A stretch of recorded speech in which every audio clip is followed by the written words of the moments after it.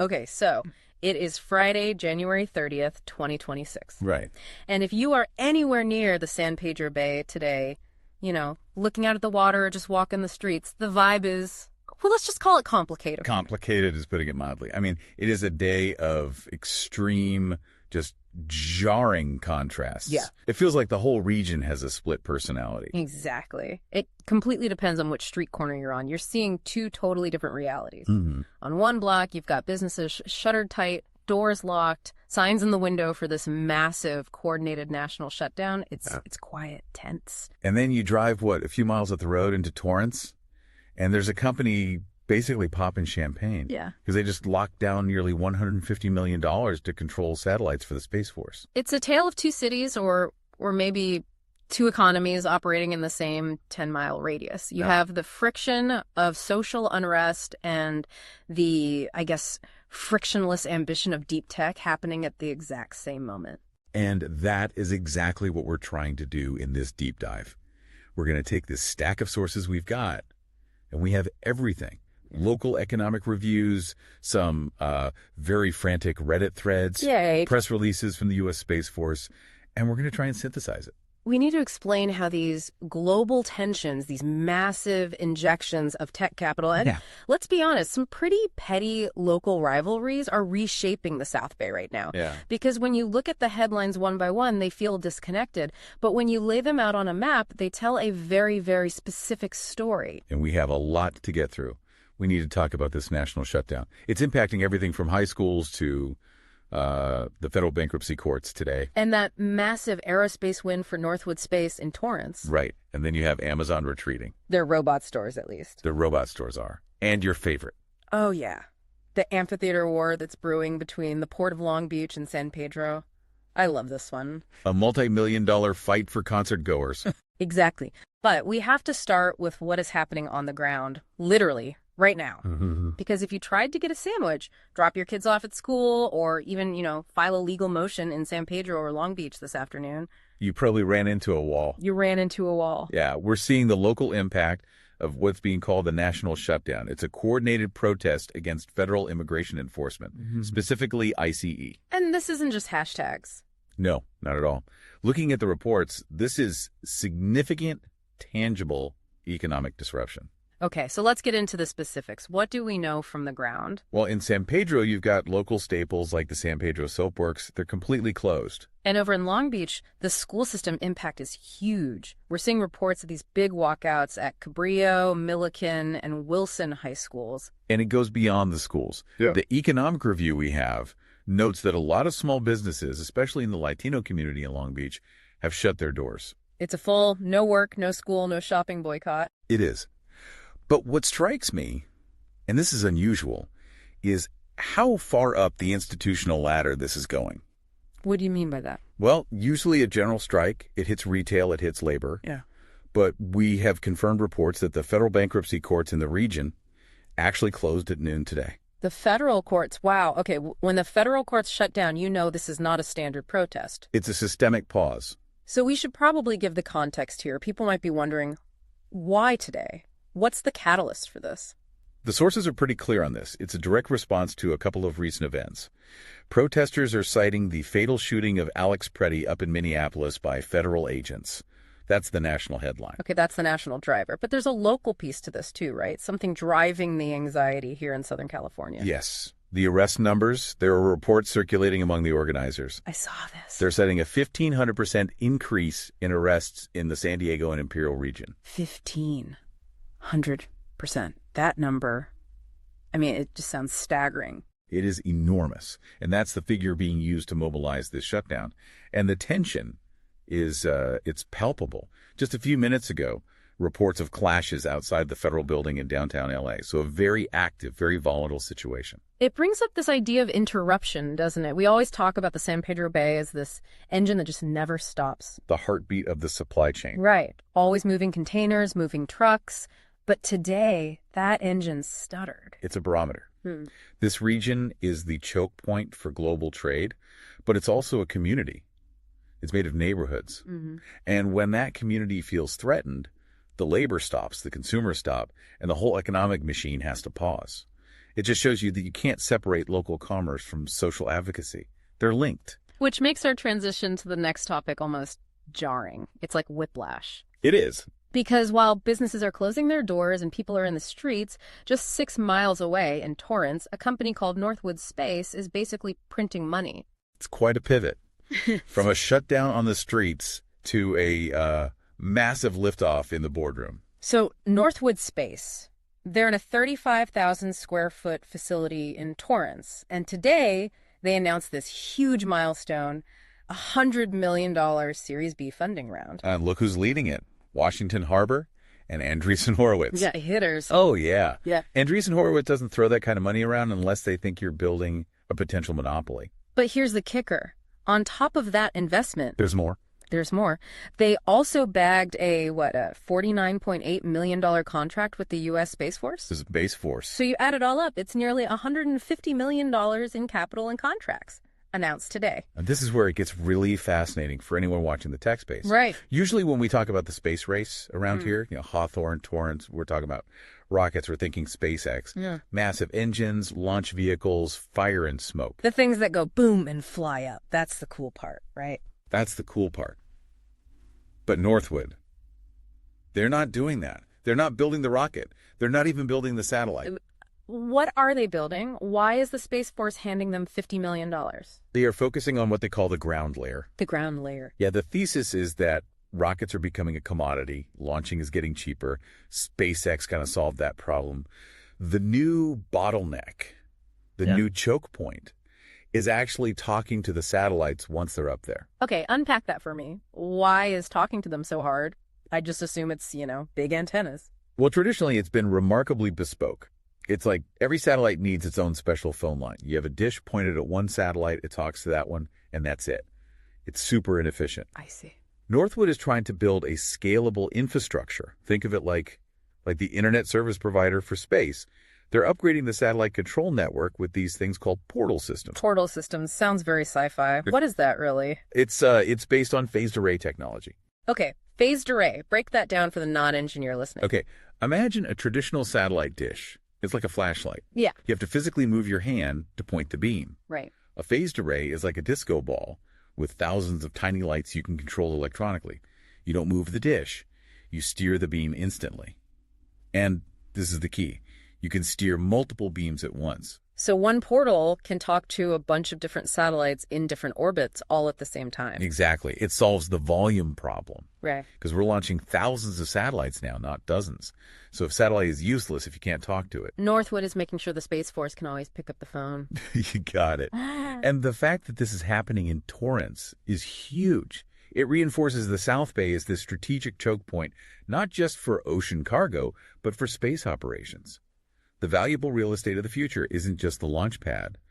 It's the server room in Torrance that controls the fleet. It's just incredible to think about that contrast we started with.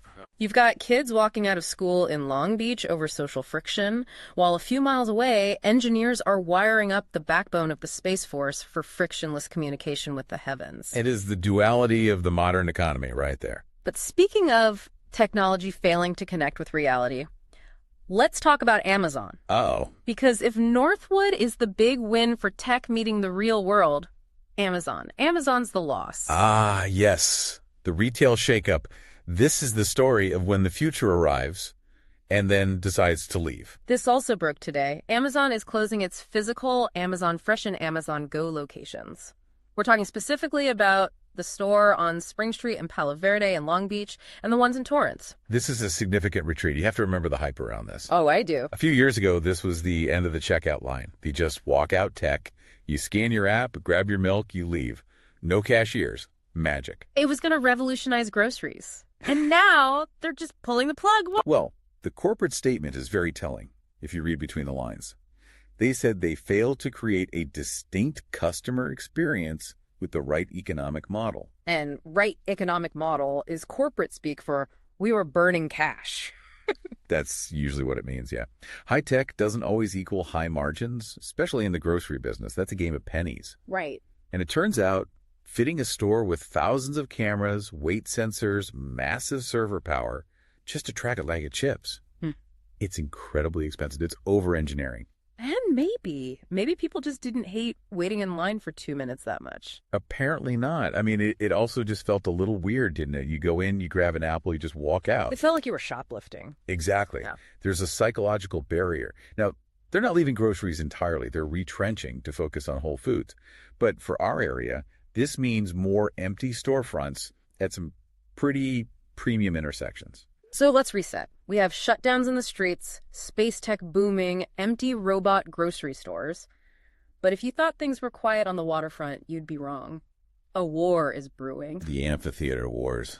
I love This is the most entertaining part of the stack today. It feels like a sibling rivalry that's just gone completely out of control. You've got the Port of Long Beach and the Port of LA through San Pedro in an arms race to see who can build the coolest concert venue. It is a classic regional rivalry. So the news today, the Port of Long Beach is now the founding sponsor of the new Long Beach Amphitheater.